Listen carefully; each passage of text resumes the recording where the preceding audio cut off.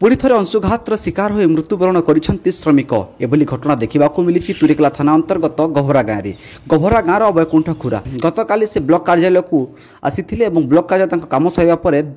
दिन 2टा पहरे से घर को फेरुवा बेले अंशुघातर शिकार हो ढोलमांदल गाँ निकट में मुंड बुलाई पड़ जाते एने परिवार लोक खबर पाइबा सेठार उद्धार कर चिकित्सा तुरेकेला डाक्तखाना कहते तुरेकेला डाक्तखाना डाक्तर मृत घोषणा करते मृत वैकुंठ गत किछि दिन तले हैदराबाद को दादन खटी जाइथिबा बेले भिटा माटी को फेरी ब्लॉक कार्यालय कौन काम आसीथिबा बेले अंशुघातर शिकार हो मृत्युवरण होइथिबा परिवार लोक अभियोग करछंती एने शव व्यवच्छेद कंटाई डाक्तखाना कणा जाइथिबा बेले शव व्यवच्छेद पर परिवार लोक को हस्तांतर कर जना पड़ी सरकारी सहायता निवेदन करिसेंती मृत वैकुंठक परिवार। मोर गाँव होचे गभरा पंचायत होचे ढोलमांदल माने मोर दादा ना होचे वैकुंठ खुरा तापरे गला